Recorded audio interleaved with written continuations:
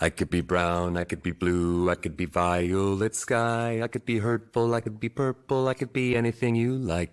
I could be brown, I could be blue, I could be violet sky, I could be hurtful, I could be purple, I could be anything you like. I could be brown, I could be blue, I could be violet sky, I could be hurtful, I could be purple, I could be anything you like. I could be brown, I could be blue, I could be violet sky, I could be hurtful, I could be purple, I could be anything you like. I could be brown, I could be blue, I could be violet sky, I could be hurtful, I could be purple, I could be anything you like. I could be brown, I could be blue, I could be violet sky, I could be hurtful, I could be purple, I could be anything you like. You're watching Poindexter Lounge. You already know. You're watching Poindexter Lounge for the unity. Why don't you set aside an hour or two? We'll have a few drinks and a cup of coffee I don't drink. Hi, you're watching Poindexter Lounge. I'm choking on chicken. Hey, you're watching Poindexter. That's great. I don't. You are watching Poindexter Lounge. That's great. I don't. You are watching Poindexter. Thanks for the lights, Jay. Churros and Call of Duty. I smell like onions and you're watching Poindexter. That's great. I don't. And now I'll make the point better. This joint's clever. In the lounge with Poindexter. So Poindexter Lounge, you know that we can get it in. And now I'm headed up like I'm Led Zeppelin. Hi, you're watching Poindexter Lounge. Do you like nerd stuff?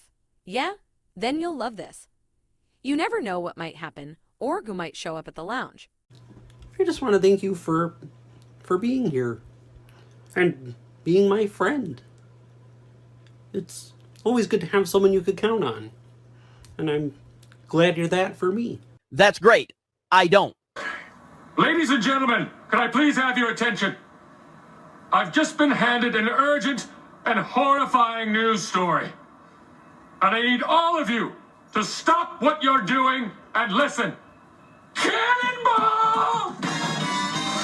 Poindexter, you're getting all excited.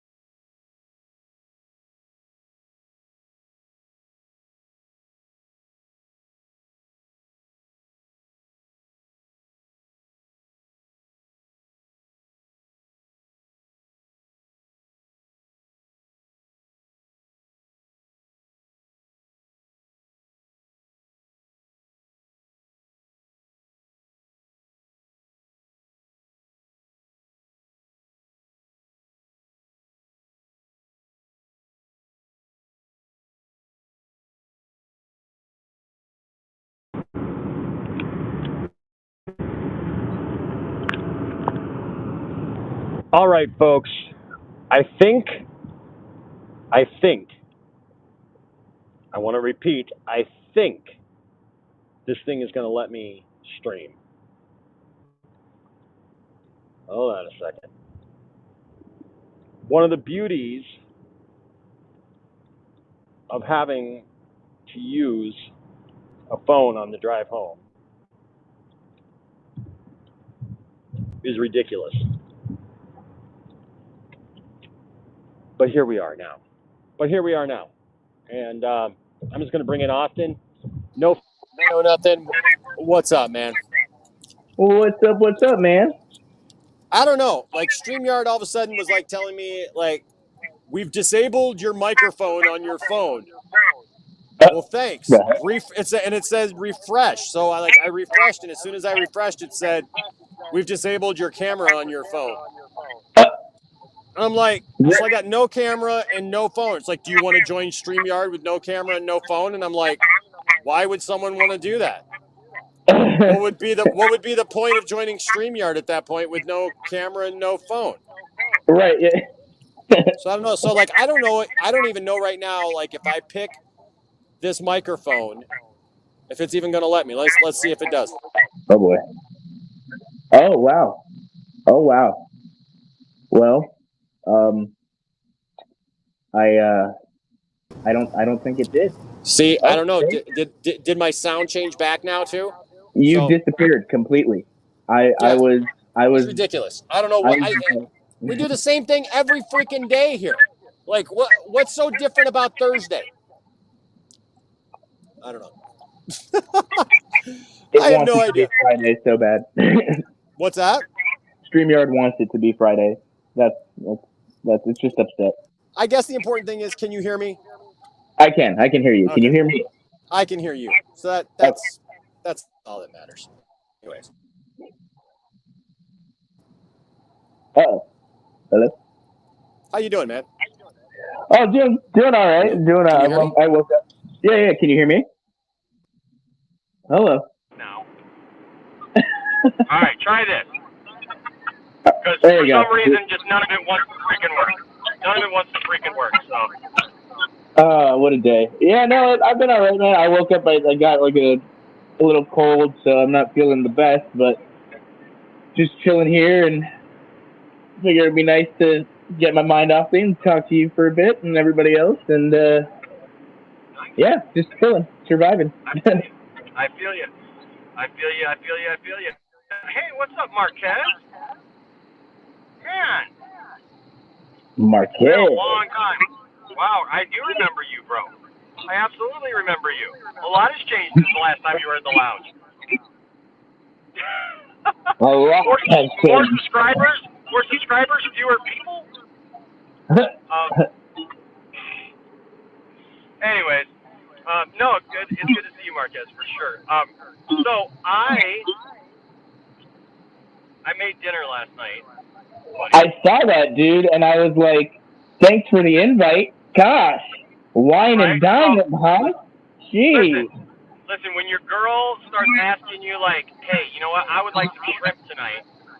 And I was like, you know what, shrimp does sound good. But I was thinking surf and turf. Yeah. And so I said, you know, we're going to take this another step above. We're not just going to make shrimp. No. We're going to make some New York strips. We're going to make some shrimp, sauteed shrimp, and we're going to make some lobster. Oh, yeah. And this, ladies and gentlemen, is what turned out last night. It was so good. The jealousy. It was so good. I am tempted to go. I'm tempted to go buy myself some steaks and lobsters and shrimp.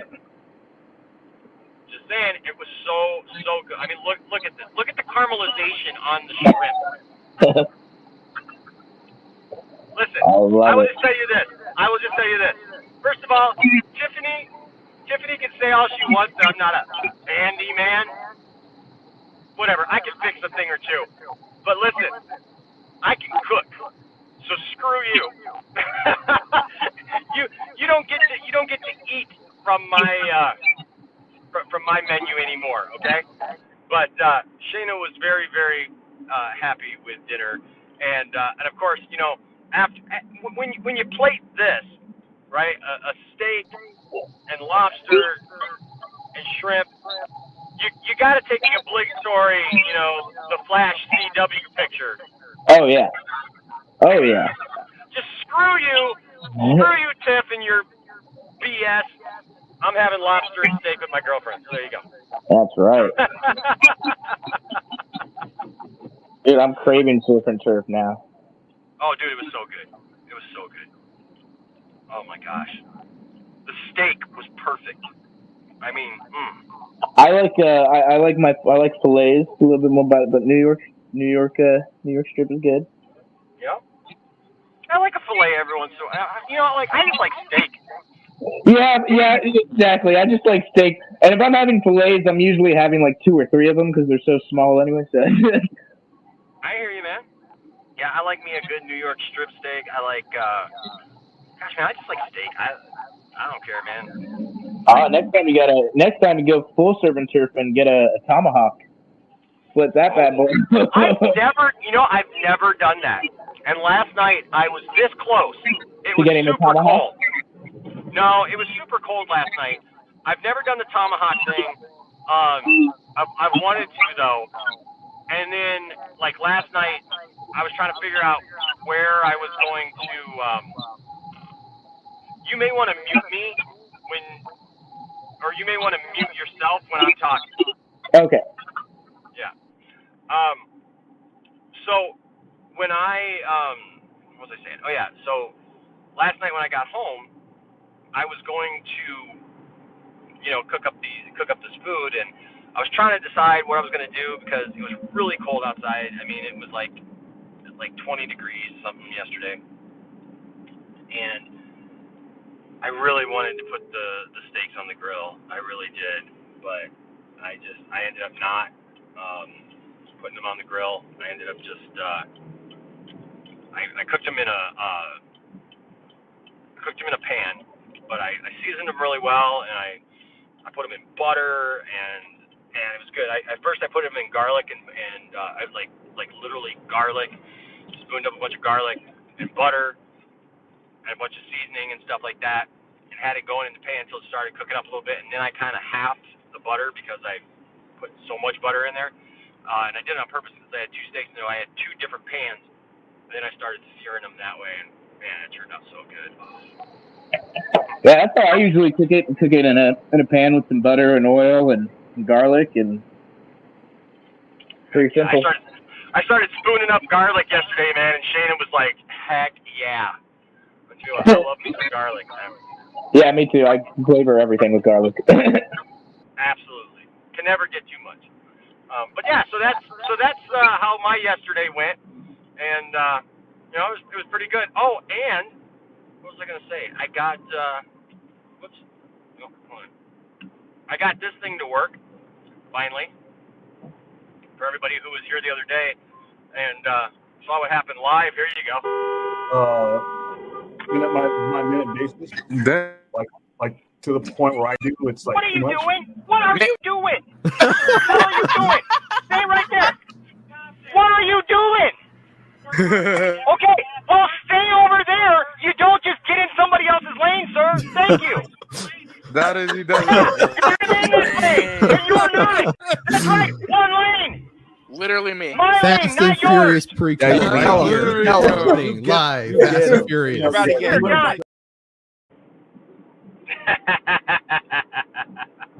What a moment. I can't believe that actually happened live. That's awesome. That is absolutely great. I love that. So cool. So cool. But yeah, so we got some stories to go over today. Good to see you guys in the chat. What's up? Absent good. That's me. Yeah. What's up? Elsa's here, obviously. Patrick's here. What's going on, Patrick? Dork Knight's here. Mike JC's here. And Marquez is here, of course. And Laser Luke is here, and others. Good to have you all here. So we're going to go ahead and jump right in. Let's do the big one first. Let's do the big one. Yeah, what's her name talking about? getting let go from Scream, and Yes. you know, she's been silent, you know, kind of, and now she's speaking up and talking about it, and so we're going to talk about it. You know, again, this it's another one of those topics, right? Yesterday, it was so funny. We had like all these really heavy, serious topics. And usually on the lounge, we're having some fun and fun, but yesterday obviously was quite heavy. And you know, we're going to start off today with kind of a heavy topic, but you know, like I always tell people, like everybody's entitled to their own opinion. Everybody's entitled to have that. So you know, if you vary an opinion from maybe somebody in the chat or maybe the story itself, you know, you can speak your mind. I want to create an environment where people can speak their mind and not go off on each other's stuff, because it is a pretty hotly charged political issue. But we're going to hear now what exactly happened. Alrighty, so the article starts here with obviously kind of giving a rundown summary of what's been going on. Obviously, Scream 7 was announced earlier this year after the success of Scream 6. Scream, the franchise, has kind of moved away from the Sidney character, Nev Campbell, and has these new trio of characters. I forgot what they call them, the new, whatever they call them, the group of kids up there. But anyway, she was expected to be returning for the franchise along with Jenna Ortega and a few others.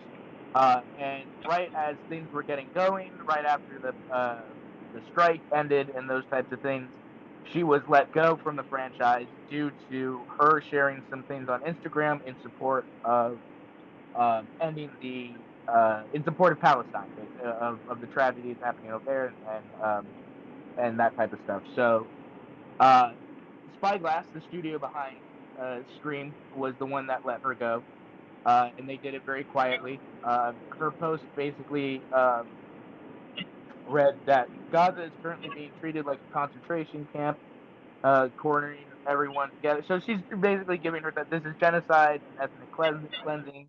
Obviously, the people at Spyglass did not like that, and they let her go. Let's see, they characterized her post as anti-Semitic in a November 21st statement announcing her firing.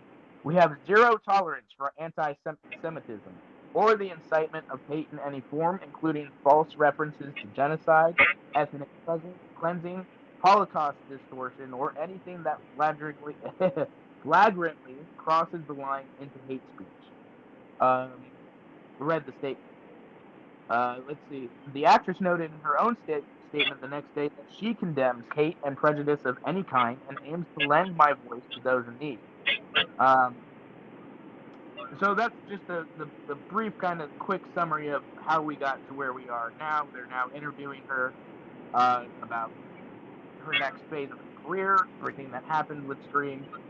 I'm trying to get to the end. Okay, so she's getting ready for her new release, Abigail, which is her first video movie since everything that happened, and it also does happen to be with the writers and directors of the 2 Scream movies that she did. So those guys have left the Scream franchise and are doing a new movie with her as the star. This is what they said. The directors, Valenti and Radio Silence, those guys. Melissa is incredibly strong. You see it in her performances. When you're friends with her, you feel it and just being with her. Still, it's clear that the past several months have taken a toll. None of this makes me happy, Barrera says about the fallout. It was just all sad because I really deeply care about the franchise. It's just bad that it had to happen like that. It took Barrera quite some time to find her voice. She was born in Mexico. The actress says she was cripplingly shy. When she would pick meals for her family, she recorded audio of her mother giving her the fast food order and then played back the tape for the person at the counter because she didn't want to speak in public. So she's obviously grown a lot and become an actress. She was the lead in The Heights a few years ago, where she was told that would basically skyrocket her to stardom, which it didn't, unfortunately, because of the pandemic and all that type of stuff. Any thoughts so far on that before I continue? I am like so. Here's the thing. One of the funniest things about doing Poindexter Lounge for me, Austin, has been the reveal that if you are someone who speaks on things, or you have a channel or whatever, more than likely you're going to end up with some people reading way too much into stuff, right? Sure. And trying to figure out stuff about you and stuff. And I always think it's hilarious when people address me, if they send me a DM or something like that, and you can tell that they're trying to find out what I think politically of something, which I don't get into on the lounge. I just don't get in the lounge. But I've had some hilarious nights where, in the very same night, Austin, I've been accused of being a Trump supporter and an ultra right winger for something I said, and then in the same night being called a leftist libtard that was woke, and don't even get me started on it. And so but it cracks me up. I've been called a Nazi on Facebook, man. So trust me, that people are. It just cracks me up because it doesn't mean anything, right? At the end of the day, you know what I mean? And so, but what I find interesting about this is, you got her that voiced her mind, she voiced her opinion and stuff, and look, she's entitled to her opinion. I get it, when you're working for a company, you do have to be careful in how you put things sometimes, and how you say things sometimes, because you're representing a company. You're not just representing yourself, and I think that's what people miss sometimes is everybody talks about, the whole, freedom of speech, and yes, we have freedom of speech, but that doesn't mean you have freedom to say whatever you want to say. You can say whatever you want to say, but at the end of the day, that doesn't mean that there's never going to be repercussions for something that you say either, right? And I'm not saying that what she said was right, wrong, and different, but then I also think about, what's her name, Gina Carano, right? And Gina Carano said some things, a couple years ago. They got her into hot water and got her fired from her job. And now, she just won a lawsuit against Disney, did she? Or something? I can't remember. I thought I saw an article that said something about her winning a lawsuit. She's bringing a lawsuit against Disney. Okay. Nothing yet. Okay. So, and this is what I say. Here's where I try to be fair, right?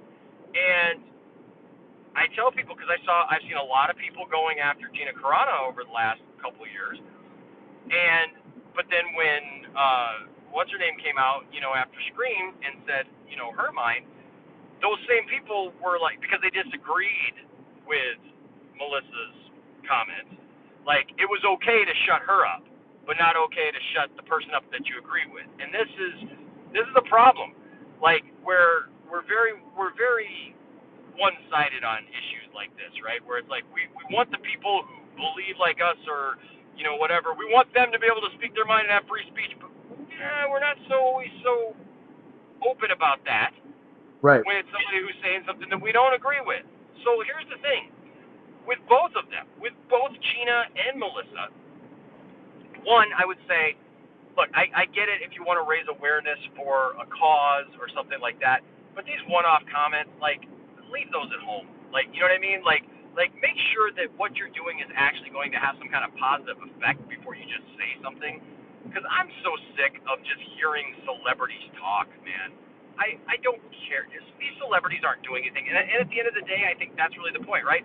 Gina, a couple of years ago, with her, gripes and complaints and, the stuff that she was talking about, first of all, it made no sense because, you start talking about the Holocaust. I just wish people would stop, inciting the Holocaust, Nazis, and, Hitler. Just let it go, for God's sake, stop using those to compare other people to. It never ends well. You have no concept of what the Holocaust was actually like in real life, in real time. So comparing current political figures and situations to things back then, to me, doesn't make any sense. But in the same scope, Melissa, she was saying a lot of things, but I don't know that Melissa was I guess she was trying to raise awareness. But at the end of the day, a lot of these celebrities don't end up doing anything. They don't do any good for anybody. They literally just talk. And so I'm kind of sick of celebrities in that vein. I'm sick of hearing their political views. I'm sick of hearing what they think society should be. And I'm sick of hearing about what they think should happen here or there. Because most of these celebrities, let's be honest, they don't have two brain cells between them. You know, so I don't know. I mean, the situation in general, I don't think people should get fired necessarily for speaking their mind. I don't think that that's right. But in the same token, I do think that there's a level of responsibility that isn't talked about enough when it comes to, hey, you got a job to do that job. And then, like, if you have an opportunity to speak on something where it's appropriate, do it. But I don't know. Was that enough for you to go on to the next part there, Austin? I lost enough people on that one. I mean, look, I'm kind of in the middle. I mean, look, it's just like you said, like you and I, right? You know, we make content, we do things, you know, and when we have a cause or something that we're passionate about, we want to talk about it or support it or do something, and a la Zack Snyder's Justice League, whatever, AFSP. You know, so I understand that point of view of like thinking to yourself, I have a platform, I want to use that to bring awareness or to do something good with it, you know. I just think that, yes, it's like you said, there are consequences, right? You know, you got to know who you're working for. Most of these studios are owned by very high, high-ranking Jewish people and are very supportive of Israel and all that. So I don't think, no, you should absolutely be able to have differing views and opinions and all that and be able to still work. But I do think, you know, don't be so surprised when something like this does happen. I think it's definitely sadder on the part of Spyglass. I think it just shows, like, okay, you're the type of people that don't want to have a conversation or, you know, just want yes men, agree people with you and all that. So for me, it does make Spyglass not look too good. But yeah, I mean, I don't know, as far as, like, you know, the politics of it all and all that, like, people are entitled to their opinions and all that, but like you said, don't, you know who you're working for, know, you know, what you're doing and all that type of stuff, and don't be surprised. That's all I'm saying. You know, like, it doesn't, you know, like, either way, you know, either political view, right? Like, it doesn't really, that has nothing to do with whether, you know, with the idea of it. Like you said, it's just what I said. You know, you just have to always keep an eye out for yourself, right? Yeah. And keep an eye on the things that you say and know who you work for, like you said, and, you know, and look, if you're somebody that you're going to make a career out of being controversial, then hey, that's you, right? I mean, there are many outspoken celebrities, okay, both on the left and the right, and that's fine. But if you're gonna be an outspoken person, you probably need to come to grips with the idea that you're gonna rub some people the wrong way, and it's probably gonna cost you some opportunity, and it's probably gonna cost you some celebrity, and it's, you know what I mean? Like, everybody's not going to agree with you, you know, and so everybody, you know, like, I realize that. I mean, like you said, we create content, and we have to come to terms with the fact that everybody's not going to agree with us, right? Now, some of the things, you know, Austin, that we talk about on here are not going to be that big of a deal, right? I mean, we're talking about superhero stuff or Star Wars or something.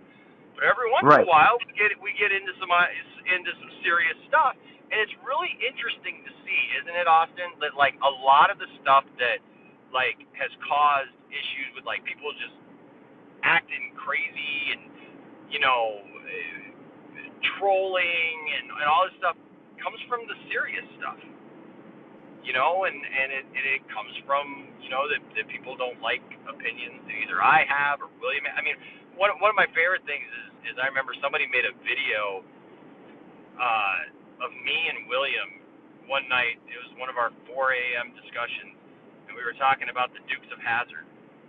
Right. And you had William, a black man, talking about how he loved the show, how he watched the show with his dad, who was part of the civil rights movement. And I mean, it was all very well explained and talked about, and nobody was sitting there going, yeah, you know, racism's cool. Nobody was doing that because nobody thinks that way here, you know? And so it was just really weird because these people literally made a video and tried to make it out that William and I were both racist because we liked the show The Dukes of Hazzard when we were a kid. And it was like both of us clearly spoke up and said, you know, look, we don't support that flag. We don't have anything to do with that flag. We don't care about that flag.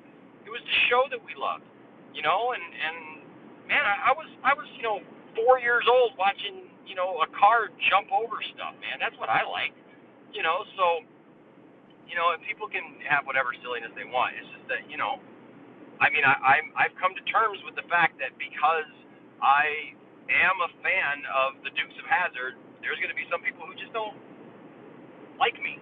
And okay, you know, and hopefully that doesn't cost me something one day where somebody watches an episode of Poindexter Lounge and they're like, oh, he said he liked the Dukes of Hazzard 10 years ago. You know what I mean? Like, I don't know. You know, whatever.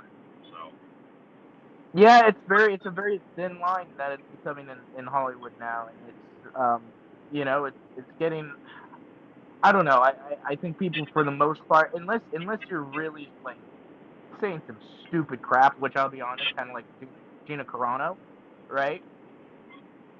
That's when I think that, you know, you should be. Yeah, we don't. Our company doesn't want anything to do with that. Like, and what's interesting is she said this, you know, pretty early on in the conflict. She said this last year. You know, it was pretty early on when this whole conflict was starting, right after the October 7th attack. We now, you know, time has shown some things, like, you know, we know now some things that, you know, the way that this is going, you know, Israel's been pretty hardcore, you know, like, so it's, you know, it's a balancing act. It's having to look at the situation and when she posted and all that. Maybe it was a little too soon because, yeah, of course, they've just been attacked. What do you think they're going to do? You know, now here we are almost 6 or 7 months later, and, you know, now there's a bit of a different story, you know, and now things are seen in a different light. So we'll see. I mean, I don't know. She talked a little bit about, or some of her reps talked about how they think it affected her career for a moment, but that it won't be anything long term or permanent. She maybe lost a couple roles, but for the most part, they think she's going to be fine. I'll be honest with you, Austin. Gina Carano would have been fine too if she wouldn't have aligned herself with a bunch of idiots. Exactly. That was, you know, Carano's thing was that she was literally saying like things that are fact, you know, and oh no, that's right. She lost probably the biggest job she'd ever had. Absolutely. Right, in The Mandalorian. She had a role with which she was going to be the main character in, you know, what was it, Rangers of the Republic or whatever?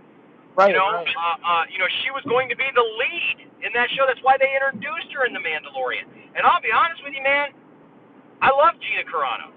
I love her character. I think she's hot. I don't care. Anybody can say whatever they want to. I think she has the body type and the look where she may be a little too old to start it now, but she would have made a great Wonder Woman. I mean, you know, and obviously I'm not alone because Henry Cavill thought she's pretty hot too because he dated her. Okay, so, you know, like the thing is that I said it back then. You know what? Yeah, this is bad and everything, but you know what? She'll be back. She'll be back to Star Wars. This will clear up, and it would have if she had not done what she did. And what she did was to go ahead and lower herself. Like, she had spoken her mind. She had said what she said, but then she started like hanging out with all the geeks and gamer guys, and like what are you doing? Like it's like that guy. Like that should be that. That should be that. That should be that, dude. Anytime we have a situation like where we just don't understand why the people are as crazy as they are, we'll pull up the meet asking the guy.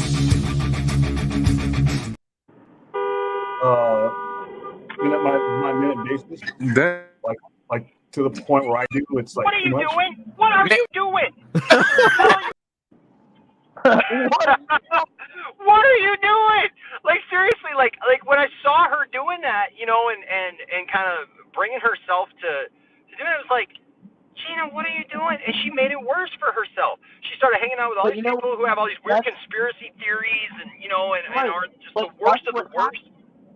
When you only want to surround yourself with people who tell you what you want to hear and want to agree with you, like I'll be honest, I don't agree with her, right? But she's not an idiot. She's not stupid. She made a smart decision. She said, okay, I'm going to now focus in on the audience that does accept me, right? And that's exactly what she did. She focused it, and she did her Daily Wire movie, and all those people still love her. They still, embrace her as a face for their cause, almost, And so, and when that happens too, it goes to your head. All of a sudden, you're just like, oh yeah, of course I'm right. Look at all these people backing me and supporting me, and idea of I'm going against the culture, so I must be doing something right. Like. Yeah, no, I agree, man. I agree, and it's it's just if these celebrities would just give them like first of all, man, there's so many celebrities that are like these huge activists that it's like I don't care. Right. I don't care. I don't know who they think that they're reaching. I don't like yeah, sure you have the people like Taylor Swift, man. Taylor Swift says, go support something or I like something, and yeah, man, she's got a army of, people that are gonna go support that. But also but I'm sorry, but like Sean Penn and Alec Baldwin don't have an army of people that are gonna go support their causes like Taylor Swift does. Right. I mean, and they feel like they act like they're these important voices that need to be heard, and it's like, no, you're not. I mean, I'm sorry. I look at Alec Baldwin. How many things has Alec Baldwin attached himself to over the years? And like everybody seems to forget like the horrible, disgusting things that he said to his daughter. And I'm not saying that people should have to like bear the brunt of that forever, but it's like you're out here telling other people how to live their lives and acting like you're something else, and like I don't know, man. It's just funny to me that it's like you hit it though. We don't want to have conversations with people that disagree with us. And what I think is funny about that, Austin, is I have more people in my life that disagree with me than I do that agree with me. And that cracks me up because somebody messaged me yesterday or the day before that I was talking to, somebody that keeps popping in here every once in a while because we're having a dialogue. And the person challenged me saying that I needed to have people on and have people, have discussions with people that have differing opinions than I do. Right, because you and I agree on everything, We've never gotten into a disagreement on stream. Right, and acting like the Poindexter Lounge is just a bunch of yes men. And I was just like, that couldn't be further from the truth. You know how many arguments I've gotten in with people like here on the lounge because of differing opinions? You know how many times I've been yelled at by people because I have a differing opinion? You know how many times that people have literally come and found the channel simply because I had a freaking differing opinion, and they just wanted to hear what it was just to bash me for it. So, like, yeah. I've done plenty of episodes. I'm sorry that I have some friends that have some similar, thoughts to what I do. That's kind of what happens usually when you have a channel that you have your friends on and stuff. I mean, that's kind of what happens. But like the idea that I'm somehow avoiding having conversations with people that have differing opinions, I mean, get out of here. That's not true. I mean, I don't know. I have more people in my real life that disagree with me than I ever have in my life. So yeah. Yeah, and I mean, look, when it goes from whether it's Star Wars to Zack Snyder, I mean, like, yeah, we all have things we agree on and stuff, but no, that's what I love about this channel. What I love about you and the people, it's not an echo chamber. We all have different opinions. We all, some like, and we all are able to talk about it in a pretty decent and fun manner. Like that's the whole point. Is you don't want to be surrounded by a bunch of echo chambers. And then Mark, what's up, Mark? I don't know. Honestly, I don't even know. I have not. Listen, I am not excited about this this political season at all.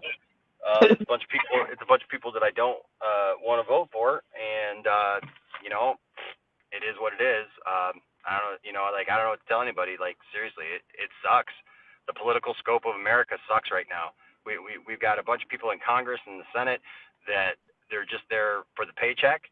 They're not there to represent any of us, the people. God forbid. They act like it's their money and not our money that they're wasting every day. And you got two people running for president that honestly are both unfit to be president. Yep. So it's not fun, dude. The election season is not fun in America. Right no, I mean, I appreciate the 2 pounds, Mark. I really do. But like, seriously, like, I don't have an opinion. I mean, especially at this point. And as far as like running mates or whatever for Trump, like I'm not even in that discussion at this point yet. I mean, like, and like I said, people assume, Austin, that because I am a Christian in America and a pastor, that I must be some kind of Trump supporter. Now, I will tell you, my grandma, she loved Trump. Yeah. She loved Trump. She supported Trump. When I first took over the church, I had stacks of mail that were coming in. They were just junk mail from political crap. And it was because a friend of hers that she had known for a while got her, like, started filling her head with all the conspiracy theory crap and, and all that stuff, right? And my grandma and I had several conversations about that, and I told her exactly how I felt because I was like, you know what, the guy needs to get off his phone, the guy needs to shut up, and and I would flat out tell she tried to tell me that he was a Christian and everything, and I'm like, look, I don't know the man personally. I try not to make judgment calls on who is a believer and who's not a believer because it's not my walk. It's between them and God. But I don't see any fruit there, right? Yeah. I don't see any good fruit of being a Christian from Trump, and I don't see any good fruit of being a good Christian from Biden either. I just see that they're just two old guys. One is on the left, one's on the right, but neither one of them do anything for me. So. Right. And is Trump selling Bibles? Do you really want to get into this? I don't know. Is he selling Bibles? Because the only reason I brought that up, the only reason I bring that up is because I once got yelled at. I got yelled at by a lady. I went to a Striper concert. That was the funny thing. I went to a Striper concert. Second Striper concert I'd ever been to in my life. And this was just a few years ago. It was actually at this place called the Diesel Lounge. I've played there. Shayna's band, or her old band, played there a few times. And so we went to go see Striper. Well, Striper was known back in the day for a couple of things. They do the throw out guitar picks and stuff that have their stuff on it, right? But they threw out Bibles. That was they had this little shtick because, I mean, you got to remember, they were an 80s metal band, right? So they used to throw out Bibles at all of their shows. And so, like, I'm sitting there enjoying the show, and all of a sudden I get hit in the chest with a pick. And I'm like, sweet. And I was at the back of the room, man. So, like, Michael Sweet had to, like, really just launch that thing. Right. And so it hit me in the chest. I was like, cool, sweet, I got a pick. And so, like, I went back up to my spot near the front. And when I got back up to the front, all of a sudden, man, here comes one of the Bibles. and I caught one of these, and it was just, it was like a New Testament, and it had a striper sticker on it, but that was like what they were known for. And so then all of a sudden, not 10 minutes later, they threw out another one, and I caught that one too. So now I had 2 of these striper Bibles and a striper pick, and I was pretty excited because, man, like 15-year-old me would have been over the moon about it. And so this guy who was there, he comes up to me, and like he'd been drinking a little bit, but he goes, dude, you got one of the Bibles. And I'm like, dude, I got 2. He's like, dude, can I buy one from you? And I was like, sure. And he goes, dude, I will give you $40 for that. And I was like, okay. Right? And then like he opened his wallet and he realized he only had a 20, and he goes, oh, dude, I only got a 20. I'm sorry. And I'm like, whatever, dude, man, I didn't give you a price. So if you want it, sure. And so he's like, really? And I'm like, yeah, man. And he's like, so like he gives me the 20 and he took the Bible. Yeah. It wasn't a big deal. Was not a big deal. And so like that night when I got home, I thought it was hilarious, right? And so I posted it on Facebook with a picture of the one that I brought home with the striper sticker on it and my guitar pick. And I had people yelling at me, telling me, how dare I sell a Bible to someone? Why wouldn't I give it to them freely and openly and stuff? And I'm trying to explain, do you not understand what the point of this is? The point is not that it's a Bible. Like, you know what I mean? Like, the point is, like, it was the band that literally has their sticker on it, and it's, like, their thing. Right. And they're like, well, how could you sell a Bible? I'm like, I don't know. What about the Bible bookstore and like the? Well, okay, but see that. So we can sell Bibles that way, but we can't. That's a whole different thing. That is a completely different and like from what Trump is doing.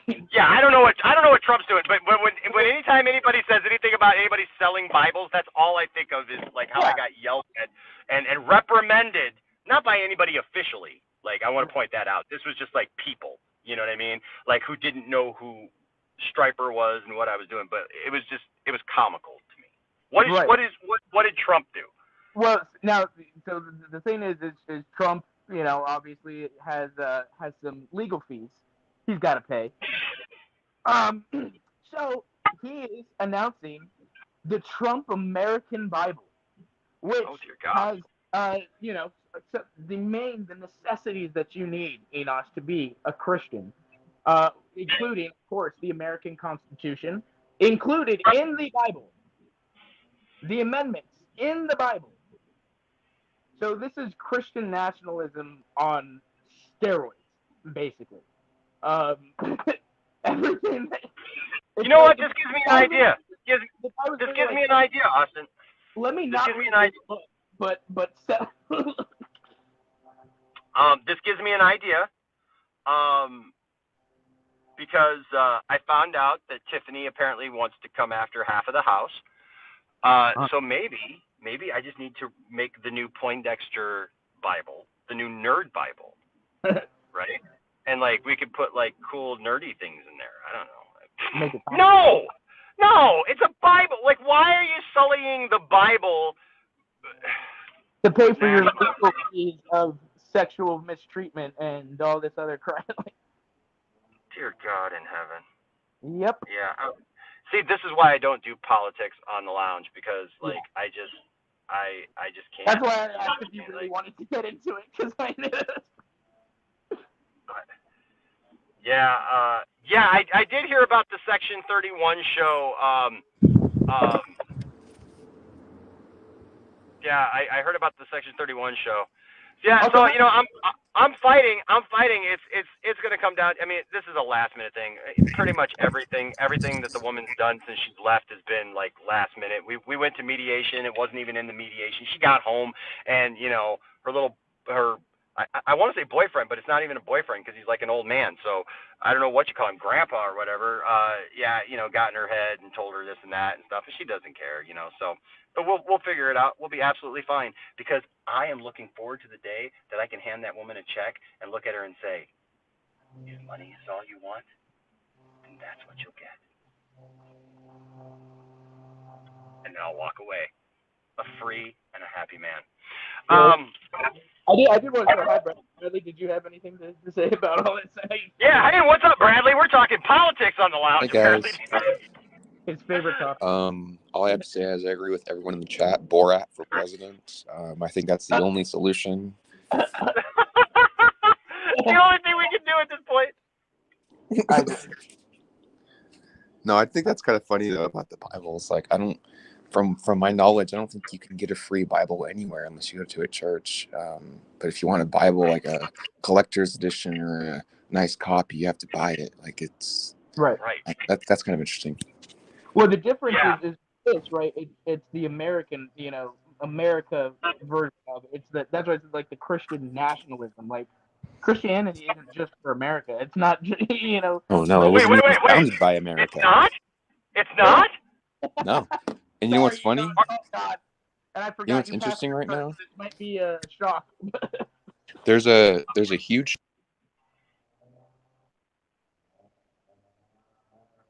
There's a huge what? Oh, Bradley, we lost you, baby. There's a huge something, Austin. I don't know what it is, but there's a huge something. It's huge. Let me tell you something, all right? It's one of the biggest that you've ever seen, okay? It's massive. It's huge. You'll never see anything like it again, all right? You can get your copy. It's printed in the Trump American Bible. Free of cost. Best Bible ever. Greatest Bible ever written. We went back in time, got the actual writers of the Bible, Matthew, Mark, Luke, John, Phil, got them all. Got them all. You didn't know about Phil, did you? Whole book, the book of Philemon. Philemon, people leave Phil out all the time. We got Phil in there. Right? We found Phil. We found Phil. We brought Phil in. I don't know, man. Like, it's just, yeah. Bradley, what was huge again? Sorry, my mic cut out. That was weird. I could not hear you guys. I could see you talking, but I couldn't hear you. That's what happened to me yesterday. Yeah. That's weird. I think StreamYard's going through some stuff. StreamYard was messing me all up at the beginning of the show, and then it said that like it couldn't connect with Facebook or something, too. So yeah, who knows? Anyway. But I was just going to mention that the show Shogun goes through the history of the Japanese Christians and the Japanese Catholics and the Portuguese Christians and the Portuguese Catholics. And, the history of Catholicism and the history of Christianity is very interesting. And if they think that there's some holy people and they have no blood on their hands as a religion, they should look at the history of religion. Oh, absolutely. That's why I always say, look, people are flawed. People make mistakes. People are evil sometimes. And, like, people have evil intentions. And there's a lot that's been done in the name of God over the centuries that has nothing to do with God whatsoever. Yep. And there still is. So, yeah, man, I don't know. That's why I don't like politics in general. I don't like what it's become, because I feel like we're at a point, at least in America, and I know others are saying, like Mark was saying, it's not much better there. Stuff. I just feel like with as far away as we've gotten from our origins, and the idea of everyone being represented and having a conversation. What is it? Is it a South Park episode or something like that where they talk about starting a new country or whatever, and they're like, well, maybe we should have a place. Oh, no, that's freaking, that's episode 2 with Hayden Christensen, where he's just like, well, there should be a place where, like, everybody gets together and talks about the problems and works it out. Wouldn't that be great? Oh, that's right, we have that. But the problem is that people got so many different special interests in their pockets that it's never going to go away.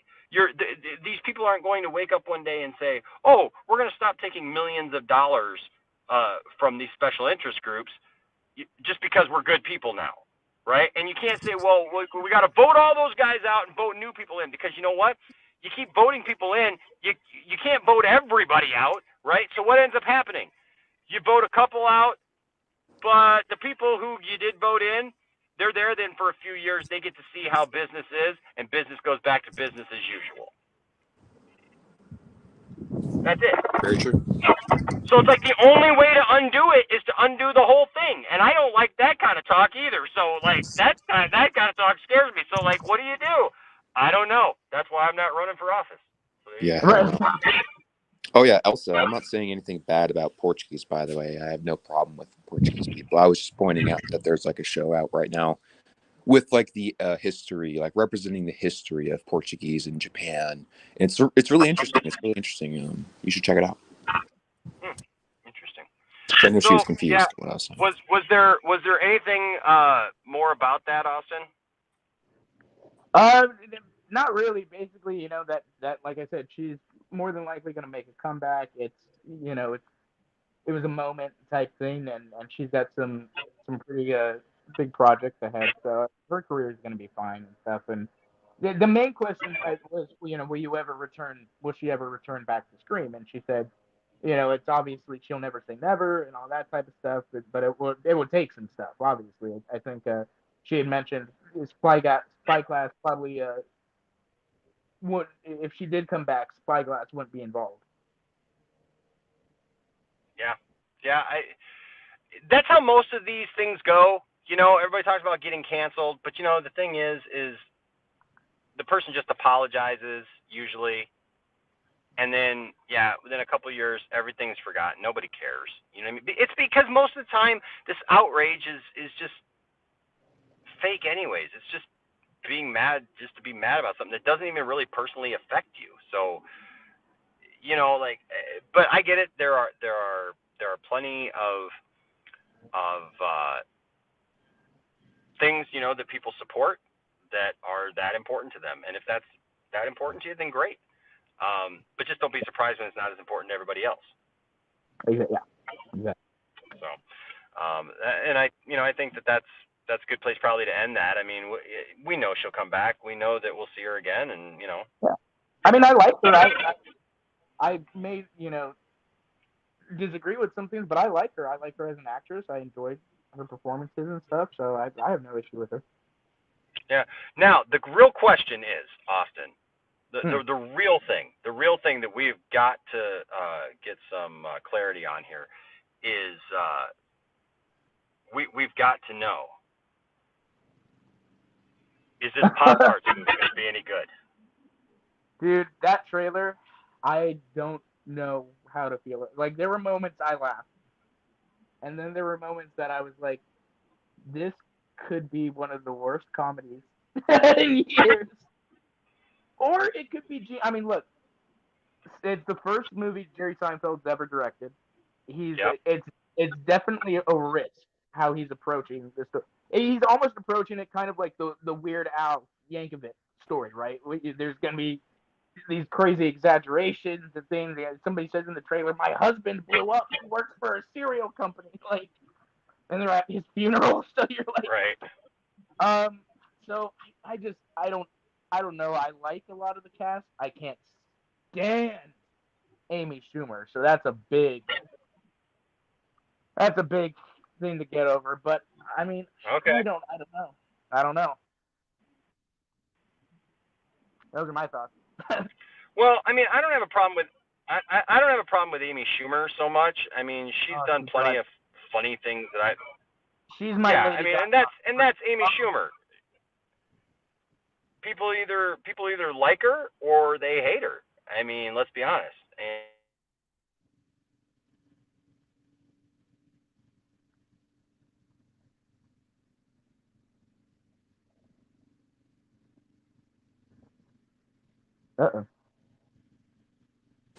He get out?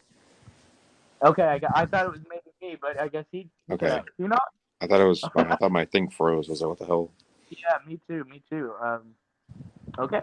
Well, babe, did you see the trailer? Have you heard anything about this? The trailer for the Poptart film? Yeah. No. Well, yeah, you did just wake up recently, and the trailer did just come out, so. Yeah, I totally just didn't wake up like an hour ago. So. They still can't hear you. We can see your mouth moving, but can't hear you. Oh, maybe he can't hear us either. Okay. Weird thoughts. The gays have taken over. It's a gay Dexter Lounge now. The gay Dexter Lounge. But well, hopefully he'll come back. But yeah, okay, so yeah, since you don't know too much about it, basically it's I I guess know what it's it is. Yeah. yeah, the semi-true. Well, just for the chat, they don't know. It's like the semi-true story of the creation of the Pop-Tart and Kellogg versus Post. I'm interested in that stuff. But You know, kind of like with I believe they have made a documentary on it. I'm not sure if they have, but I would love to see like a full kind of like movie version of like Coke versus Pepsi or something.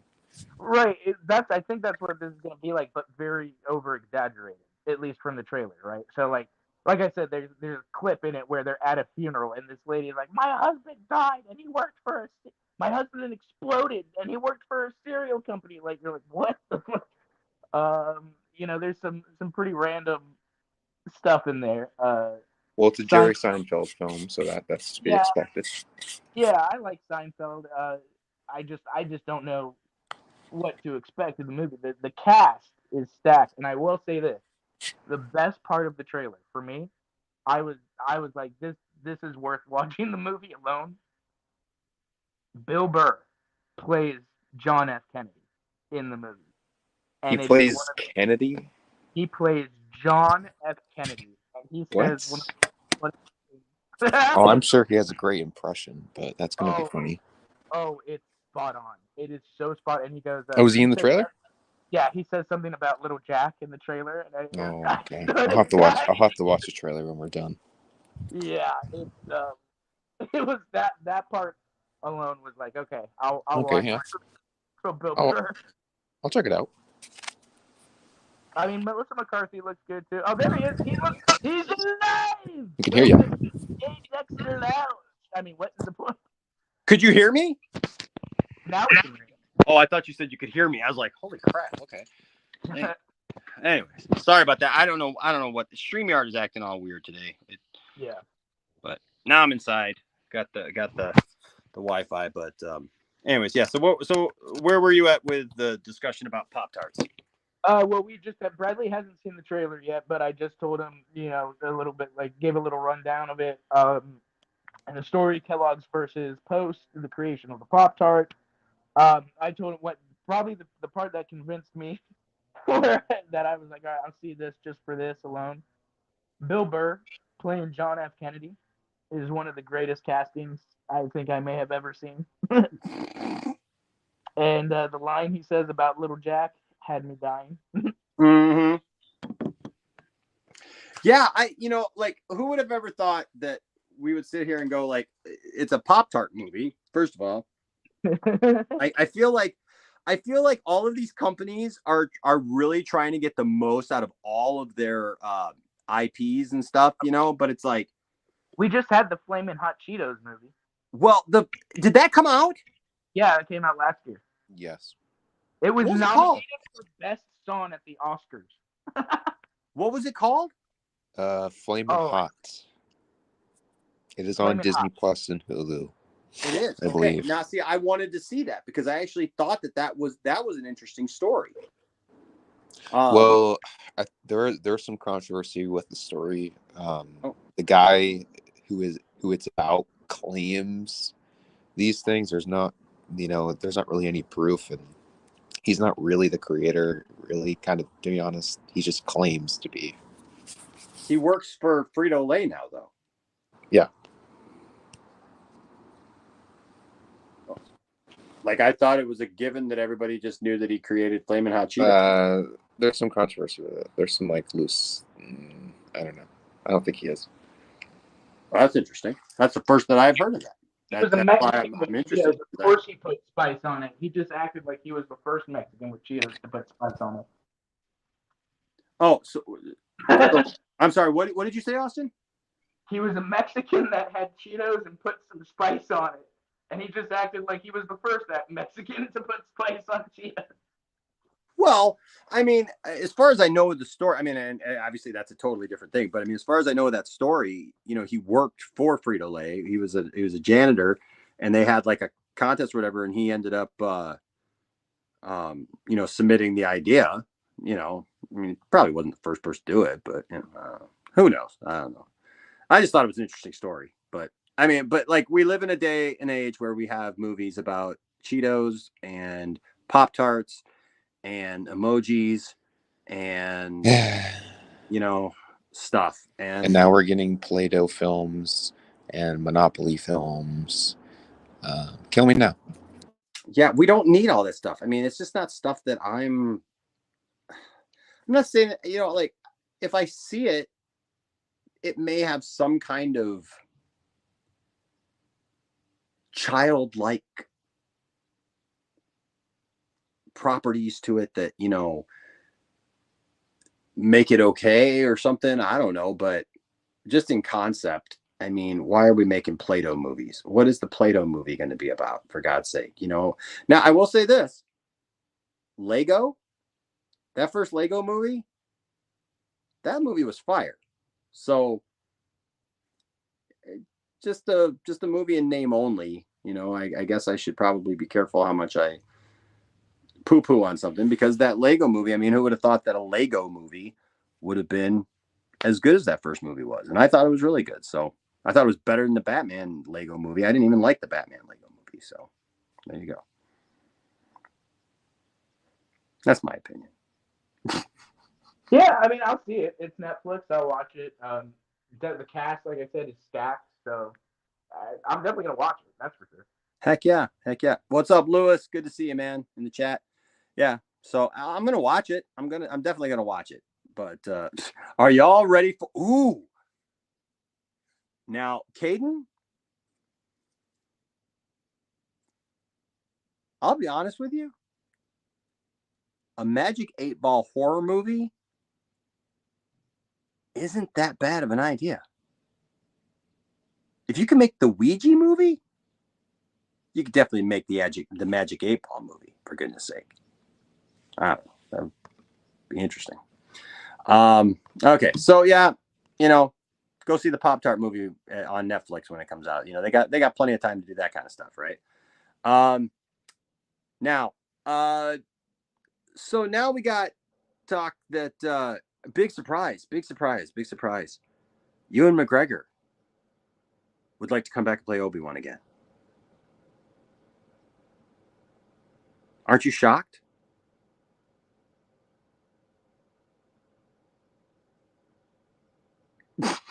Silence. Dead silence. Aren't you shocked that Ewan McGregor wants to come back and play Obi-Wan again? Now, can you hear me now? I'm sorry, I was muted because I was downstairs and the baby You're good. making noise. Okay, you can hear it. Yeah, no, I mean, I don't know what people expect. I mean, dude had a great time playing Obi-Wan on the show.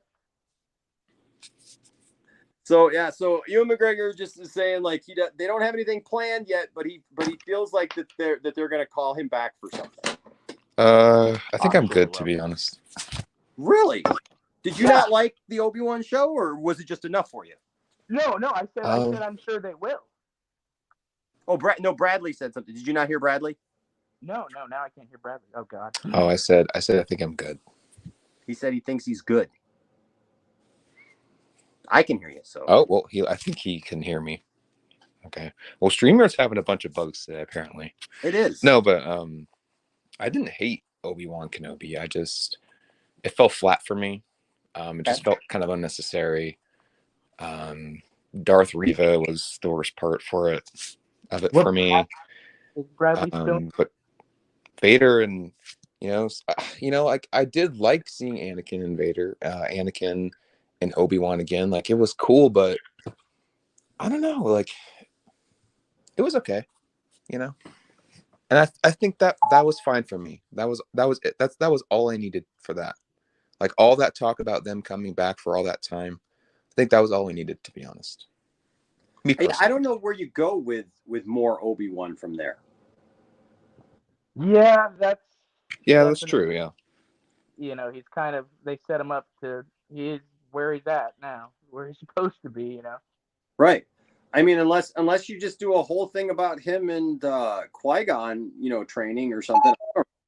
But well, recently Liam Neeson said he doesn't have any interest coming back as Qui-Gon. he said that was like kind of the one and done type of thing. Okay.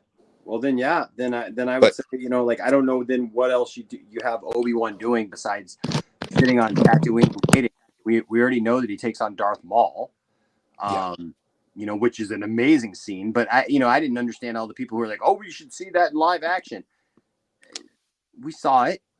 They don't. Do we want to see Darth Maul, to quote Red Letter Media, because this is what Star Wars is all about. Star Wars is all about a bottom half Darth Maul with robot legs and a top half Darth Maul fighting another Obi-Wan. Yeah, I don't know. I mean, I don't have a problem necessarily with Darth Maul coming back. I mean, like I would have been. I was excited about seeing Darth Maul in live action after Solo. Of having him return. But in the bigger scheme of things, we're talking about Obi-Wan and Obi-Wan. What else is there for him to do? We had the show. He went off planet. He met Leia. What else? Yeah, I don't really know what they could do with him. Like, he's going to go on adventures on Tatooine and look after Luke. Like, wow, that's so interesting. Yeah. I don't know what they're going to do with that. Unless they pull something. I don't know. But if they decide to like show him once, like just one more time, like just sitting on Tatooine, feeling the Force or something and calling out to someone. I don't know. Some stupid shit. Eating a Poptart. Yeah, eating a Poptart. Or if they wanted to do like sand rats. a flashback like they did in Ahsoka, seeing him in the Clone Wars or something like that, I guess I could see that, but No. Yeah, I'm okay with that. Yeah, like a quick little flashback, show a quick scene from the Clone Wars that we haven't seen. Like, I like seeing Anakin in the Clone Wars outfit, but that was a little too much for me. I was like, this feels a little fan servicey. Oh, I loved it. I love that stuff too. Yeah. I'm not a big stickler on that stuff because I'm very nostalgic. Yeah. And so like I don't have a problem seeing that stuff. I mean, there does come a point sometimes where you look at something and go, all right, that was cool. Now move on. Like, don't linger there. Right. Or keep going back to that same well over and over again. But other than that, yeah, I don't know. Just I liked the Obi-Wan series. It was really cool to see everybody back together. I would be okay. I mean, if they made another season of it, I would watch it, but I don't know where they go with it at this point. I just don't know what, with Obi-Wan being as old as he is and with everything in the timeline, I just don't know what story you tell with that, but the only story I see continuing after that is Vader. They set up Vader. And if they said tomorrow, like, hey, we're going to do a Vader show with Hayden coming back, and we're going to show that timeline like after Obi-Wan and stuff, and maybe show some more stuff about Vader, maybe before that, maybe this, I'm like, I would be all down for that. Okay. Even though that does fall under one of the reasons why I'm kind of done with Star Wars, because they're not doing really anything new. They're just picking a time slot in between their movies and like, oh, we'll explain this time period. We'll explain this time period between this movie. You need to know every single detail about every single thing in this universe and nothing new or old. And that's just kind of boring me. But yeah. Yep, I hear you. And then finally today, so I mean, if we get more Obi-Wan, I think we'll all be going, oh, okay, there's more Obi-Wan. Cool. Right. Yeah, let's watch it and then go, that's cool. Or, or people will hate it and, they're going to hate it. Right. What's up, Hate Nate? And what's up, Droga? Hey, Droga, I'm sorry to hear about your dog, man. Sorry to hear about your dog. Oh, your dog passed away, man? I'm sorry. Now, we have this picture Zack Snyder has released this stuff about Doomsday, concept art. Why didn't we get this? Why didn't we get this instead? Yeah, God knows why. Because they wanted to show off their rip off of Lord of the Ring works. I don't know, man. It looked more like a Teenage Mutant Ninja Turtle to me. Like, Yeah. Doomsday. I'm being honest, and because I've always been honest about this. Doomsday is the most disappointing thing about the Snyderverse, like the actual Snyder movies, for me. Is it's okay, but he's just there. There's no real reason for Doomsday to be there other than just to kill Superman. And I get it. That's really what he does anyways. And so maybe I'm just expecting too much. I don't know. But I was disappointed in the way that he looked. I was disappointed in the concept, of how they made it come out. And even though they said in the article, even like, and I get it in Batman v Superman, it does look like the angrier he gets, the more protrusions that he gets, and the bony protrusions and stuff. But he never quite achieved a Doomsday look, like a classic Doomsday look with the hair and the bony, parts sticking out and everything. I don't know. I never felt that it really got to that point. And then you see this, and this is like freaking amazing. You want to tell us a little bit about this, Austin? You have that there? I don't think there's much. It just kind of explains that it's concept art. But Yeah, I'm pulling up the article here. Did he post this or something? Come on, go back. Okay, so so concept. Yeah, this was the concept art later revealed by Jared S. Morantz, showcased an alternative design that could have been more faithful to the comics and far more menacing. Following the release of the film, Morantz shared the alternate designs that were not utilized in the final cut. The concept art showcased the character's intimidating appearance with grayish skin, usually covered in bony protrusions, sharp teeth, glowing red eyes, and a ferocious demeanor. However, the filmmakers still went with the alternate design. The character's depiction in the film has been since heavily criticized. However, Snyder has shared that there were plans to evolve Doomsday's appearance towards the classic comic book iteration over time. Yeah, I just... I mean, it could have been, like maybe it was one of the things, part of the MPAA, that they looked at that and was like, that's too scary for a PG-13. I don't know. But I don't see any reason why they went with the other design. Right. Now, did you ever watch Krypton? I've seen the Doomsday stuff. Yeah, I've seen the scenes. Okay, so I'm going to pull this up real quick, and I'm just going to show it on my phone because I'm not going to pull it all up for this. Actually, okay, so this looks. Hold on. It's just taking a minute. I'm sorry. But what I love about this is that the Doomsday that we got on there is probably the greatest. It's the best Doomsday that we've gotten in live action so far as I'm concerned.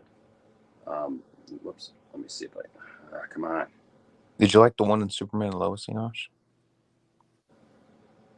I don't even look at that as Doomsday. I don't know what. No. That was weird. Oh, them turning Superman into Doomsday? Yeah. Or no, they turned Bizarro. Bizarro into Doomsday. Yeah, I didn't care for that. Yeah, that's not the best either, but I will say his design and look is 10 times better than it's probably it's the second best one I'd say to Krypton, to be honest. The design in Superman and Lois is pretty spot on. Yeah. Okay, so let me pull this down and I'll see if this picks up here. Whoops. There we go. Okay. So if you have not seen the Krypton one, man, StreamYard really is acting weird. This is basically what we got it was, you know, I mean, he's got this weird kind of bald head or whatever, but it was still a really good interpretation of Doomsday. And he's got the bony protrusions. I don't know if you can kind of see there. I mean, like, he looks really good. Yeah. You know, I mean, now look, it's a guy in a suit, right? It is a guy in a suit. So what are you going to do? But you know, the thing is, at least Krypton had the balls not only to do Doomsday and do him well, right? I mean, but they also did Brainiac. That's right, they did. They did Brainiac. Now they attempted to do Lobo, and yeah, Lobo was not as good as far as I was. Oh, hell no. It's a guy in a red tunic. Well, I know. I don't know. It's General Zod, though. Don't you know? I was trying to find this one that was on here just a second ago because it was really good. Oh well. Anyways, but so when I look at that design, I just think about what could have been.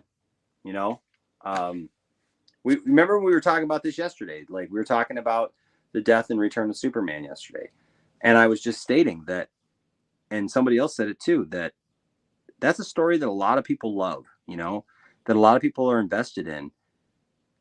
And I don't know why it keeps getting messed with. And every time it's been done so far, it seems like there's something wrong with it.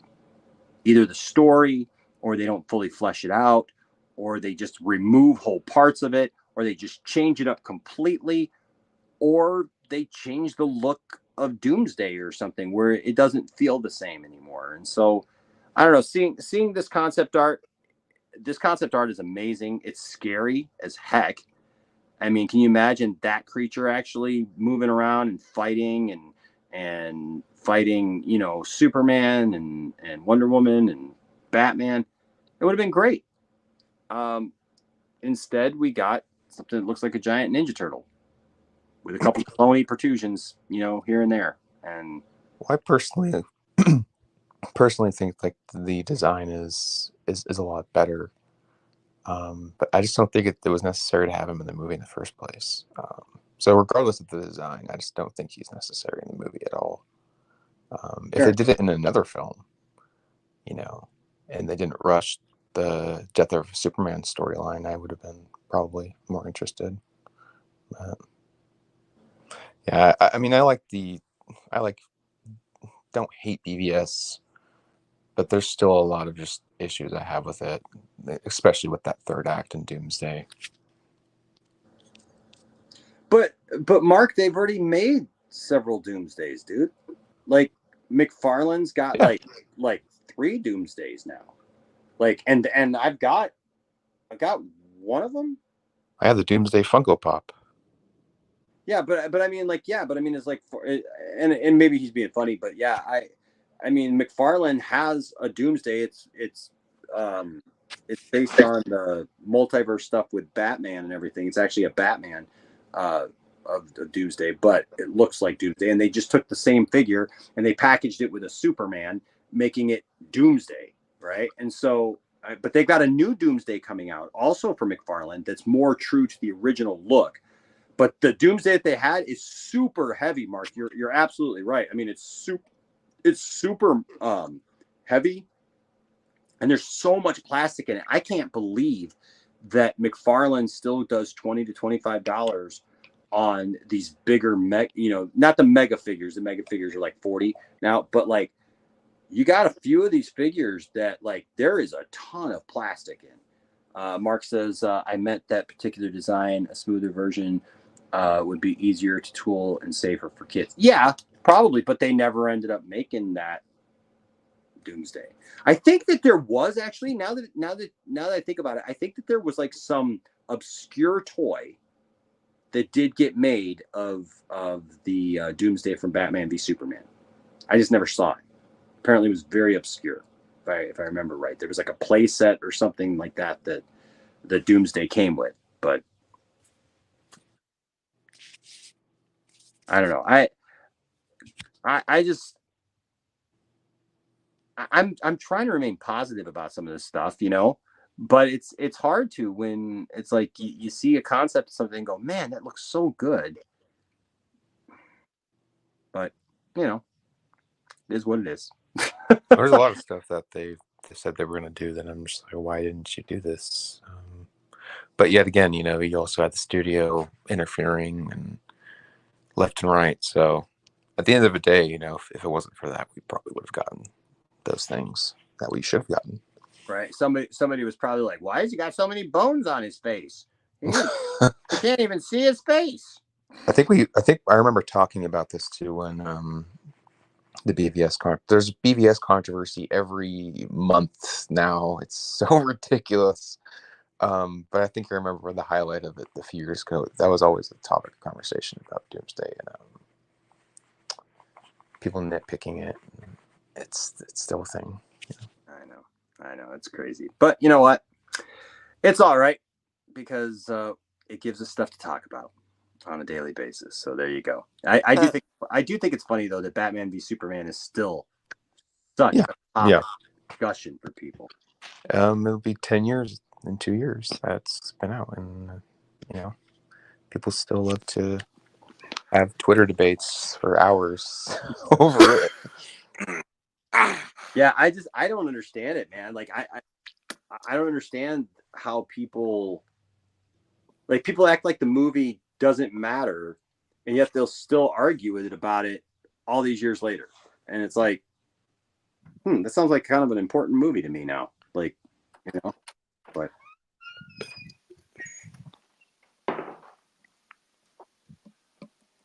what about you, Austin? Yeah, I mean, I pretty much agree. I mean, for me, the third act of BVS is the part with the most problems, so I completely understand. It's still being talked about. I don't know if that's necessarily a good thing or a bad thing, but it's definitely still in the zeitgeist, and I think that's okay because as long as the superheroes stay, relevant and all that type of stuff, it just sets you up for you to continue doing stuff with the characters. So, right, that's right. So, well, that's about all we got for today. It's kind of been a slow kind of couple of days, but we will be back tomorrow with another great topic and some more good discussion. I want to thank Bradley and Austin for being here. Thank you, guys. See. Of course, anytime, Always man. A pleasure. So Mark gets something here at the last second. I don't know what to make of the Roadhouse movie. I haven't seen it yet. I'm interested. I have not seen it, and I have not even seen a trailer for it. Nothing, right? But I find it really funny. Speaking of movies that people feel very strongly about, I have either heard people say that the movie is terrible, horrible, don't watch it, it's god awful, or they're like, I really liked it. Right. Yeah, you either love or you hate it. It's I haven't seen it yet either, but from what I've heard, it's definitely it's got people talking. I mean, I want to see it. I love the original. I love the original Roadhouse. It's one of my favorite 80s movies in general. Yeah, I love that movie for probably a couple different reasons than you do. Yeah. Yeah, I mean, I just said that and Family Guy, of course. Family Guy was what told me about Roadhouse, so thank you, Family Guy. Oh, there you go. Roadhouse. Yeah. But I mean, look, some people said, I think if you're going to do a remake of something like that, like a really already 80s type crazy action movie, you got to be really self-aware. I think if you're going to do that, you have to know the type of movie you're making and you're in. Yeah. And have fun with it. So I'm going into it with that mindset whenever I do watch it, of kind of I just hope this is fun. The original Roadhouse was so much freaking fun. It was so fun to watch Patrick Swayze beat the shit out of everybody. It was the only time I felt like that, oh wow, watching somebody beat somebody up. And I don't even like Tom Cruise. But that scene from the first Jack Reacher where he just beats the crap out of everybody in the parking lot, I was like, yeah, this is cool. That's Roadhouse for me. so I don't even remember Patrick Swayze beating anybody up. I just remember this blonde that was like, oh, dude, he dancing around or something. That's what you remember. I saw that movie when I was well, like Enosh, 13. obviously we both I saw have... that movie when I was like 13, okay? And I would just say that like I always had a thing for the blonde at the bar, not the blonde that he ended up with. Well, obviously, Enosh, we had different thoughts watching that movie. Just saying. You're in for the blonde at the bar. I was in for the blonde with the tight pants and tight shirt, roundhouse kicking. Really? Yeah, See, I'm for Patrick I was Swayze. down. I was down for the girl, you know, with the hat, and she comes up and dance and everything. And I was 80s sweaty, muscular Patrick Swayze, sweet mother of Christ. I'm just saying there might have been a moment where I might have rewound that video a few times or paused it. Did you need to go use the bathroom? You know? I had to excuse myself. No, was that her name, Kelly Lynch? Is that one? Now, which one is she, Benson? Is she the blonde that he ends up with, the skinny? Well, I mean, they're both skinny, but you know what I mean. Like, there's one that's like super tall and skinny, and that's the one that he ends up with, the girl that he ends up dating. But then there's the girl that's like in with all the bad guys, and you know, and it's just an excuse because it was the 80s. So it's like, hey, we've got girls in a movie. You need to see them topless.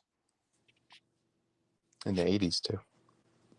Yeah, and it's in the 80s, so you know it's good. Well, Benson, you're not doing much to convince me not to, because he said it's like a modern day version of the A-Team.